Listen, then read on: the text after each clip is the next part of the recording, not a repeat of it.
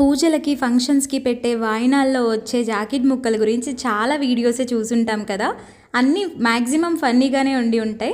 So, నేనైతే దీని గురించి ఒక మంచి వీడియో చేద్దాం అనుకోనైతే ఇప్పుడు చేస్తున్నాను.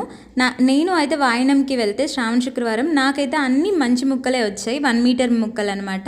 సో, బ్లౌజ్ అవుతుంది అని చెప్పేసి నేను మాక్సిమం మనకి పెట్టినవి ఇంకొకరికి పెట్టకుండా చూసుకుంటాను. ఎందుకంటే మనం వాళ్ళకి పెట్టి, వాళ్ళు ఇంకొకరికి పెట్టి, వాళ్ళు ఇంకొకరికి పెట్టి అలా తిరుగుతూనే ఉంటాయి కదా! సో, అలా చీకిపోవడం కంటే కూడా మనం పెట్టడమే ఏదో ఇలాంటి ముక్కలు పెట్టామనుకోండి అండ్ సెకండ్ ముక్క కింద మనం కర్చీఫ్ కానీ లేదంటే దీనికి లైనింగ్గా ఉండే ఏదైనా చిన్న పీస్ కానీ పెట్టేసేసుకోవచ్చు. కానీ ఏదో ఒకటి మామూలుది పెట్టాం కదా అని అనుకుంటే అది ఎప్పటికీ వేస్ట్ అయిపోతుంది. నాకు మొన్న ఒక ఫంక్షన్లో అయితే ఒక పంతులు గారు చెప్పారనమాట, పాతకాలంలో అందరూ కొత్తవి మాత్రమే ఇలా పెట్టుబడులకు వాడేవాళ్ళు, ఇప్పుడు ఎవరు పెట్టినవైనా మన తాతకి తగ్గట్టుగా తీసి పెట్టేస్తున్నామని.